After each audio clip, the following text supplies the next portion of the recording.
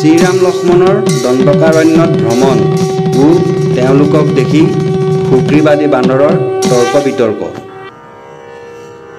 শ্ৰীৰাম আৰু লক্ষ্মণে দণ্ডকাৰণ্যত ভ্ৰমণ কৰি আছে। বান্দৰ কটকক সহায় কৰিবলৈ গৈছে। দুইজনে পৰ্বতৰ শৃংগত উঠিলেগৈ। পঞ্চবান্দৰে দেখি অন্তৰত শংকা উপজিলে।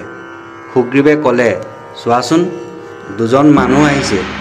ভাবিছোঁ বালিৰাজে চৰ পঠাইছে। বুদ্ধিৰ সাগৰ বালি নানান বুদ্ধি কৰিব পাৰে। সঁচা নে মিছা বিচাৰ কৰাচোন। সুগ্ৰীৱৰ কথাত বান্দৰবিলাকে পালে পালে ডাঙৰ ডাঙৰ গছৰ ডালত উঠিলে। সিহঁতৰ আস্ফালনত সেই গছৰ সৈতে জোকাৰ খাই গৈছে। ফল ফুল সৰিছে। কিমান শাল তাল গছৰ ডাল ভাঙিছে। পৰ্বতৰ শৃংগত বন জন্তু যিমান আছিল, সিংহ বাঘ মহিষে বৰ ডাঙৰ ডাঙৰ চিঞৰ মাৰি পলাবলৈ ধৰিলে। হনুমানে ক'লে, হে ৰাজা, চিন্তা নকৰিবা। বালিক নেদেখোঁতেই ইমান ভয় খাইছা কিয়?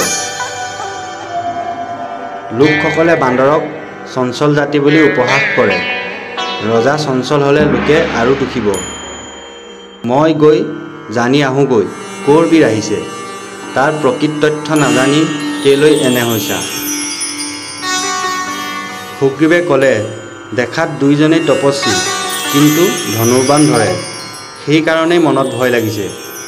তপস্বীৰ বেশত ৰজাৰ কুমাৰো হ'ব পাৰে। হনুমান, তুমি সোনকালে যোৱা, খবৰটো আনাগৈ। হনুমান বীৰে তপস্বীৰ বেশেৰে তেওঁৰ ওচৰলৈ গ'ল। পৰম গৌৰৱৰ সৈতে উভয়ে সম্ভাষণ কৰিলে। ৰাম নাম স্মৰণে যমৰ দায়ৰ পৰা হাত সাৰিব পাৰে। অনায়াসে মুক্তি লাভ কৰিব পাৰিবা, মুখত হৰি বোলা।